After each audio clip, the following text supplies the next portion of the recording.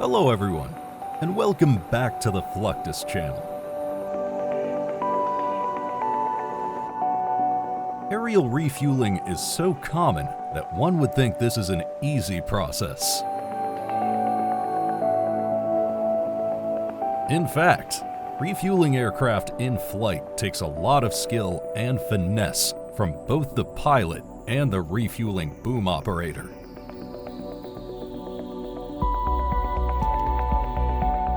This is a day in the life of a skilled U.S. boom operator refueling expensive planes in flight.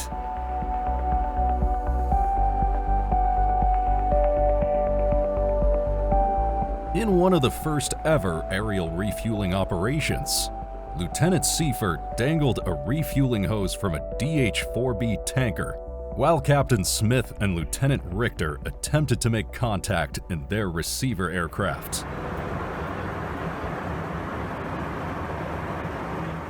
Following its cautious first steps, aerial refueling has evolved into a routine practice.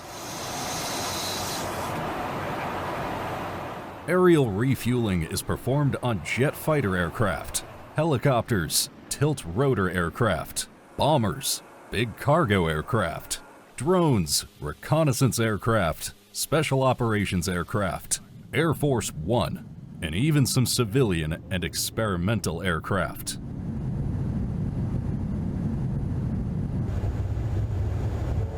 In aircraft like the KC-135 Stratotanker, pilots and flying boom operators, also known as boomers, must follow exhaustive checklists before they can take off.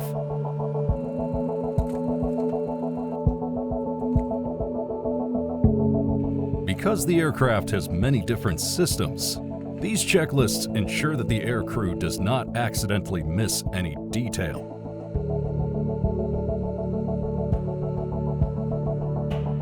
Which could lead to major issues after takeoff or during refueling.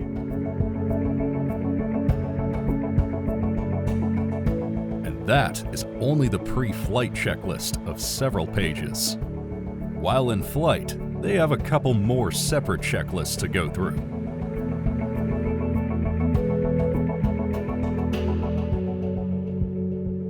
How exactly does aerial refueling work? Aerial refueling starts with a process where the two aircraft head almost straight towards each other, offset by 8 to 10 miles and 1,000 feet of vertical separation.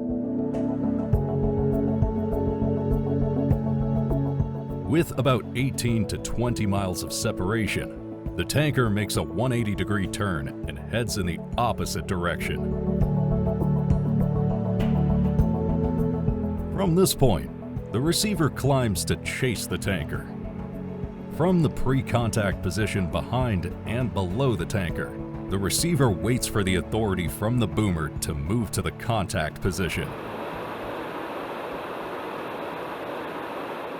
Once contact is approved, the receiver approaches the tanker at a rate of about 1 foot per second. From this point, fuel is transferred at 900 gallons per minute, depending on the refueling method.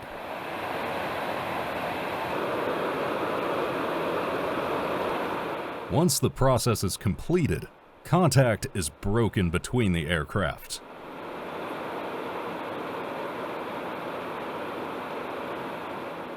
There are two types of aerial refueling systems in use around the world.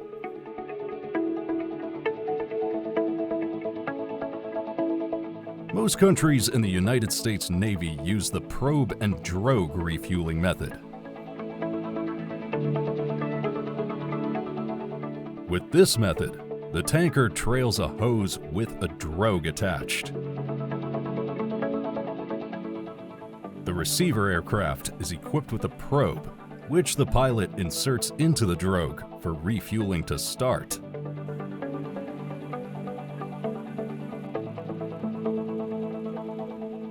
Another method, mainly used by the United States Air Force, is the flying boom method.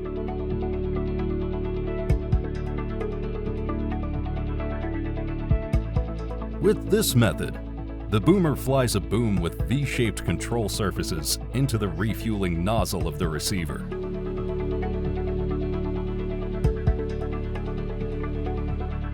Once the connection is secure, the fuel transfer will start.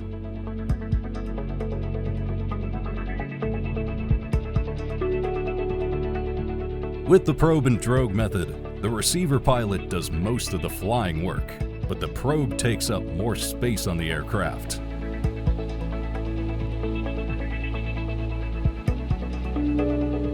When using the flying boom, the boomer does all the work, with the pilot simply following radio instructions or light signals on the bottom of the tanker.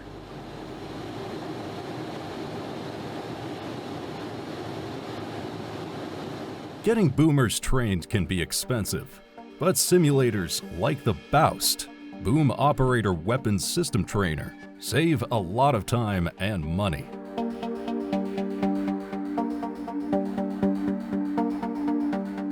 Trainees spend at least 11 flight hours on the Boust as part of their training regimen.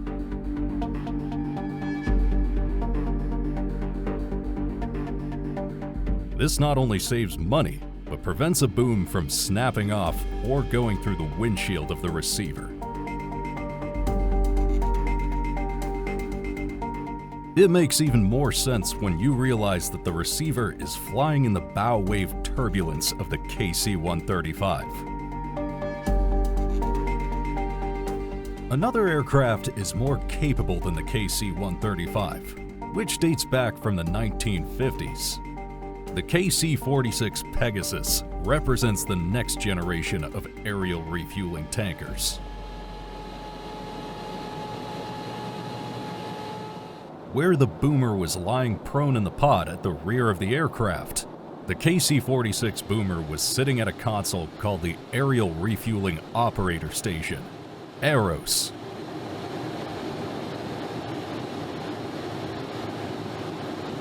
The AROS is situated at the front of the aircraft and uses cameras to provide the boomer with visual cues.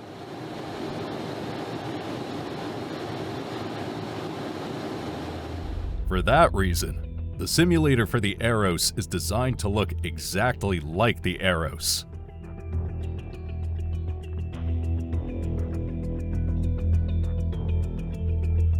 The system is more sophisticated than the KC-135, and boomers have an easier time due to their seated position and the support provided by the new technology.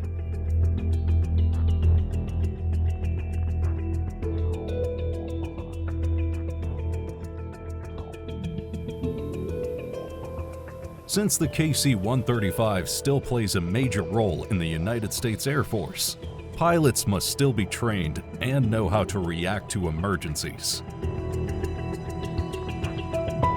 Simulators are used to teach them how to fly the aircraft, but importantly, they can also practice emergency procedures in the simulator.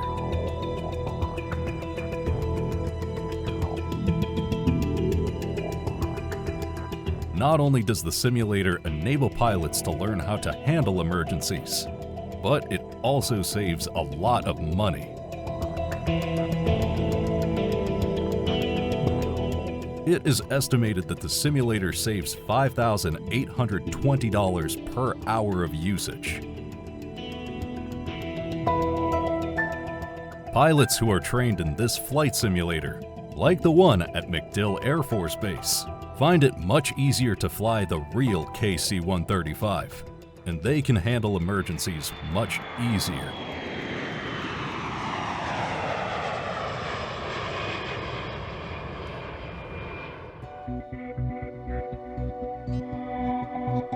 One issue that can occur with the KC-135 is fuel fire. To combat the fire, emergency response teams need to train in a realistic scenario, and using a dummy aircraft with generated flames gives them exactly that opportunity. Aircraft fires spread quickly, so emergency response personnel are taught to get to the aircraft as quickly as possible and rapidly attack fires with their water cannons. These cannons are used to spray the fire with water or fire retardant, and a bed of foam is laid down to help smother the fuel fire.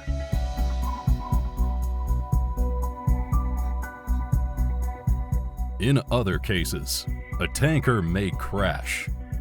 Crashes may scatter debris over a wide area, which must be recovered for an investigation. Additionally, they can be as simple as landing gear collapses or runway overshoots. Recovering aircraft is referred to as CDAR, Crash Damaged and Disabled Aircraft Recovery.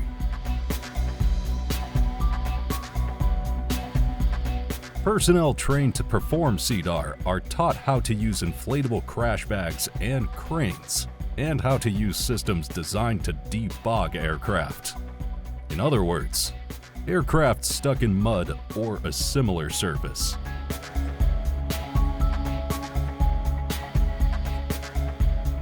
CDAR also includes composites recovery, since certain composites become toxic when they burn. To be ready for a real-life situation, the crew trains on an actual KC-46 Pegasus.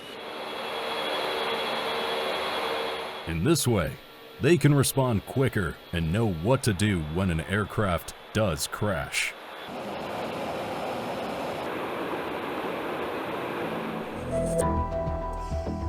Boomers receive training separate from the rest of the crew, including survival training. To improve their readiness to manage crises during unforeseen situations, KC-135 boom operators need comprehensive survival training.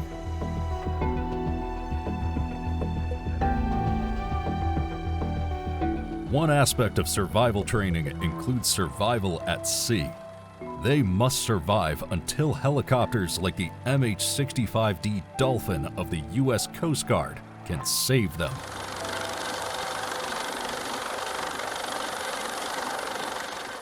Because the KC-135 is based on the Boeing 707, it has the same cargo area as the 707. Pilots are too busy with other tasks to load and unload cargo, so the boomers are also load masters.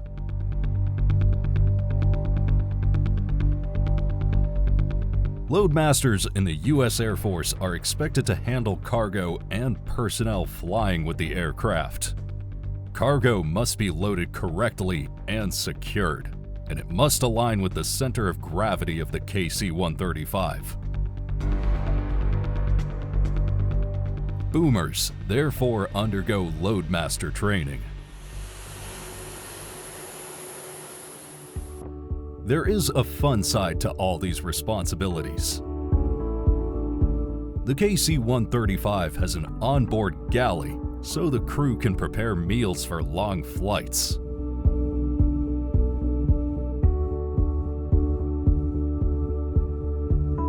All it takes is an industrious boomer or spare crew member to go into the kitchenette and whip up some delicious pepperoni pizzas.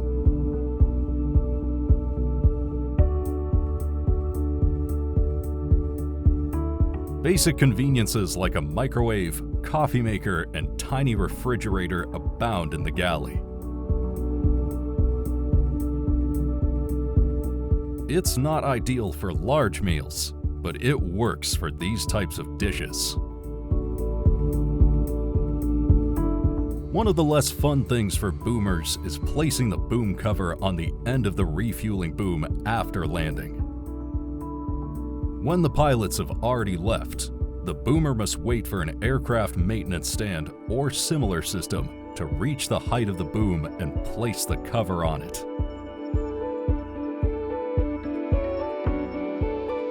There must be a simpler way, one airman thought.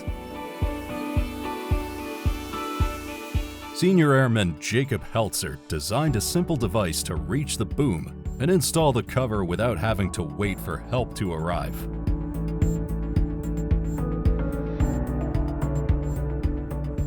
Aerial refueling tankers like the KC-135 are bound to go out of service. Until they are replaced by the KC-46, there is still a lot of training to be done with simulators and flying hours. While the KC-135 is still flying, airmen will find ways to make the trip and routine tasks easier, while emergency personnel will keep training to save lives and equipment when the need arises. That's the end of this video. I hope you enjoyed it. Make sure to subscribe to this channel so you don't miss any of our new content. See you next time.